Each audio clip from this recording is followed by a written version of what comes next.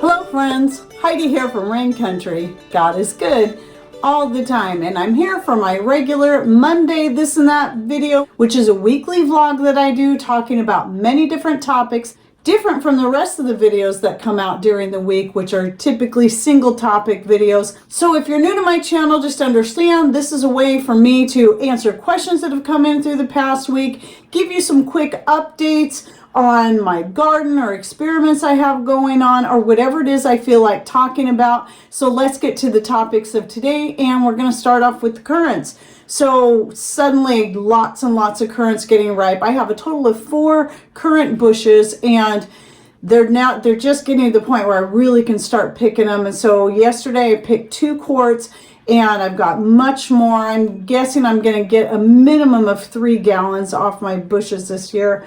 And so one of the things that I did was I started cleaning my freezer out of some of the previous year's berries, even though I still have some currants in there from 2022. But I was working on getting all the strawberries out, a lot of the blueberries, and a lot of the currants. And so I made a triple berry syrup.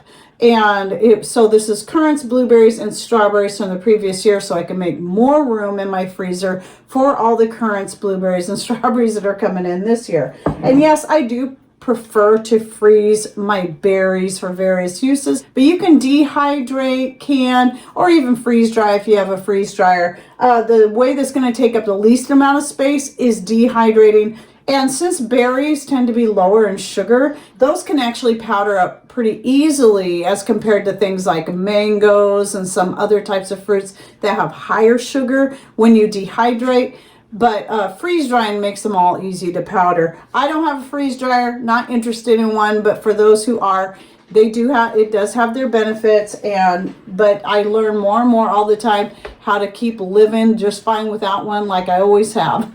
and that includes eventually not buying any freeze-dried goods, because I do like to buy some so I can keep stocked up on certain things, especially those things that we don't grow, such as mangoes, pineapples, and bananas, because we don't live in the tropics. So anyway, this was pretty good.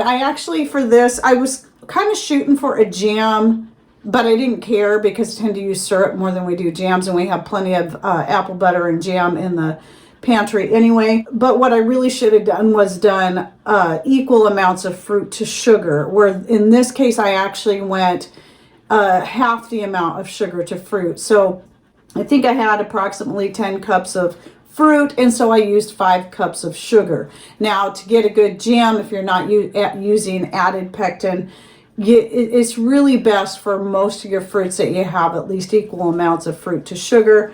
And some fruits really do need added pectin if you're wanting to make a jam. I just try to avoid having to do that and stick with the old-fashioned method, which, by the way, somebody said, well, the old-fashioned method requires a lot of cooking, which means you lose all your nutrients. Well, that's just not true. Any of the nutrients you're going to lose to heat exposure are going to be lost when you're using pectin. Anytime you bring something to a rolling boil like that, your vitamins are going to be the first things that are lost. But you're never going to lose carbs, fiber, protein, and minerals. Those will always stay intact no matter how long you cook something. So to say that the pectin method preserves more nutrients is just not true. The only way it actually would is if you're making a freezer jam that requires no cooking whatsoever.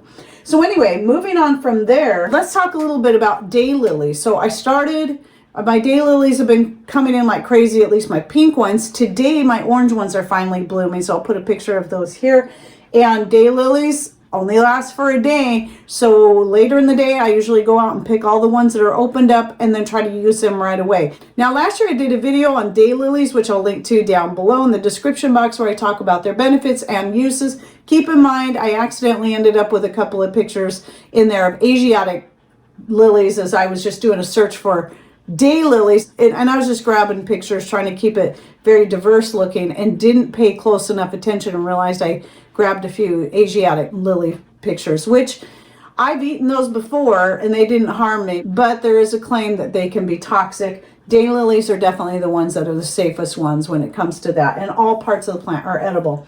But anyway, so what I've been doing right now, I did do some, last year I did some breaded lilies. That was pretty good. But right now what I'm doing is just dehydrating them up and adding them to my mixed greens blend.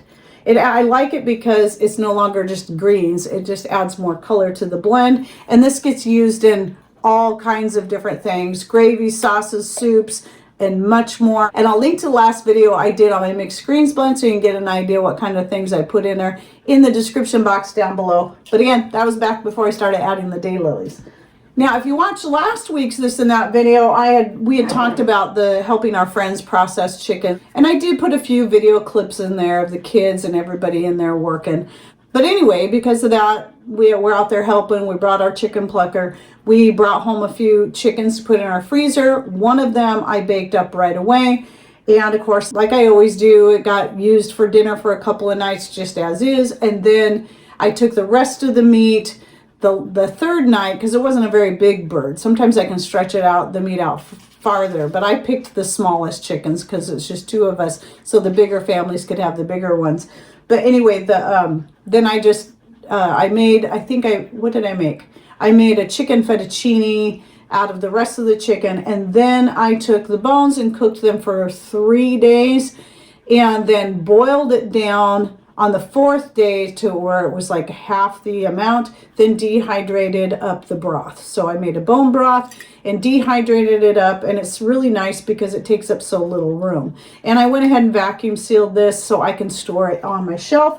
And I've been doing that for a while now. Now, if I'm working through a real high fatty bone broth, like the turkey bone broth, and I already have it open, instead of vacuum sealing every time, I just keep that one in the freezer, because I take at least a heaping tablespoon or more out of the jar at a time to add to gravies and soups and so on. And then I just keep it in the freezer so I don't have to vacuum seal after every single use. That just makes it easy. But if you're keeping it on the shelf, then I do recommend vacuum sealing your bone broth, especially if it has a lot of fat in it, because that's going to prevent it from going rancid. And then I wanted to, last week I was talking about how I strained out my the oil for my muscle rub, my herb infused oil, herb and spice, because it's got cloves and red pepper and such in it.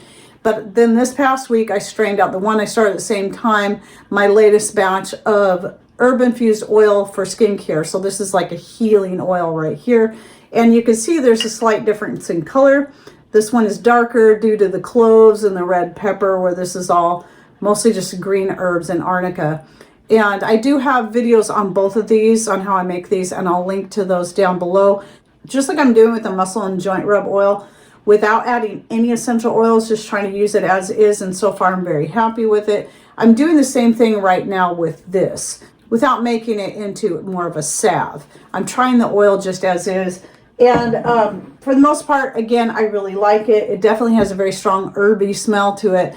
But I do still prefer using it as a salve for how dry my skin tends to be, and for easier application. So mixing, I do have a separate video on making the salve. So that's after I infuse the oil, then taking the infused oil and then adding some ingredients such as beeswax and more to make it thicker for use on rashes, superficial wounds, and so on.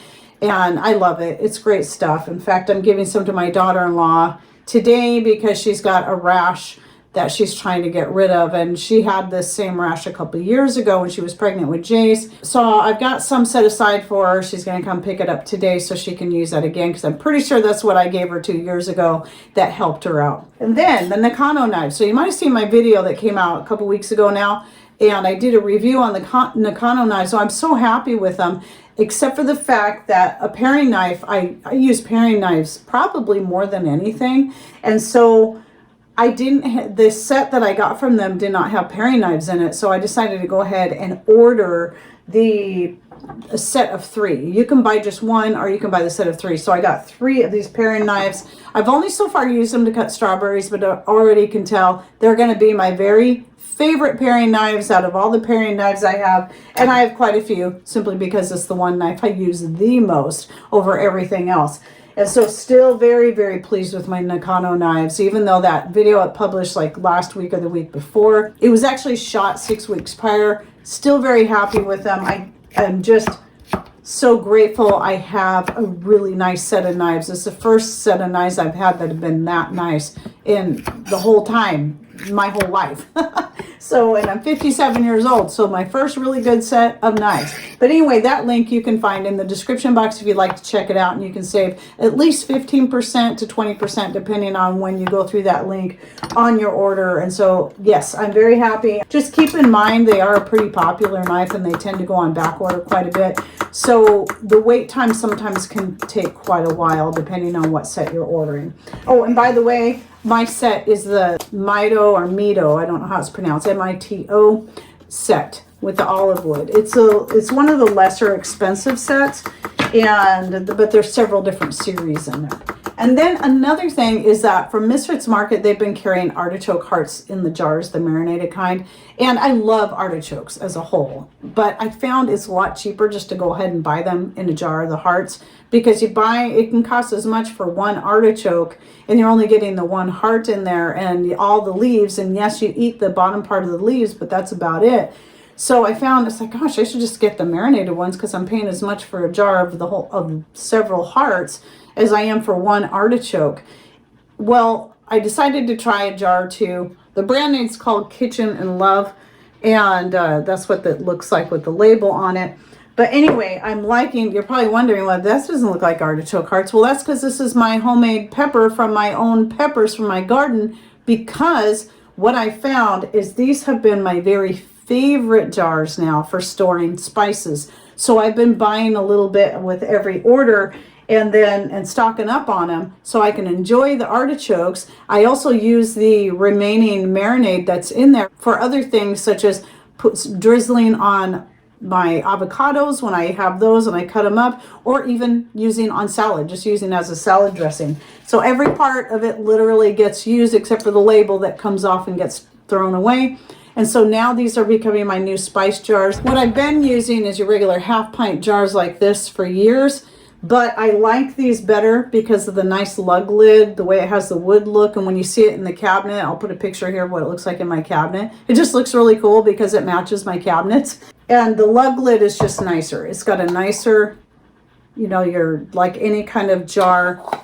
And so it's going to seal well, unlike these more decorative lids or having the plastic lids or even bothering with the canning lid and the ring. So these are my favorite, and they hold just a little bit more than your half pint, yet they don't take up that much more room in the cabinet itself. So little by little, I've been replacing all of my herb and spice jars with those. So I'm getting lots of use out of that and making it worth the money. I just wanted to share that because I love these artichoke hearts and I absolutely love these jars. All right, then the last thing I wanted to say is that I put this in the community section, and apparently the person didn't see it because I never got a reply, but somebody has been trying to get a hold of me with fermenting questions, and I get their email just fine, but when I try to reply, it keeps coming back to me. Then they emailed me again because they thought I never got their email.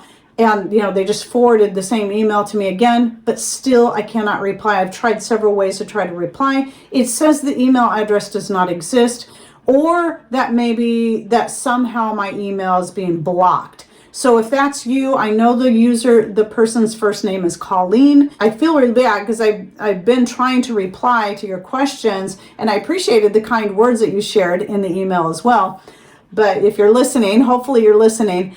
But just know I am going to today be shooting a video answering those same questions. Unfortunately, it's going to be another 6 weeks before it publishes. I'm sorry about that. But if there's another way you can contact me, I can get back to you right away. If you have a freestanding account, maybe try messaging me there. That's the only other place I'm more likely to see my messages. I never see them on Facebook, Instagram, or any of these other places because I'm simply not there. So email is always best. The second best place to contact me directly is through the private messaging on Freesteading, and then I can answer your questions there. Well, now I got to get busy and try to shoot 3 more videos today. I'm working on trying to shoot them all in one day simply because now that I have all 3 grandbabies at once on other days, there's no way I can shoot videos on those days. So it's just getting busier all the time. So I got to go get that done. And thanks for watching. Take care and God bless.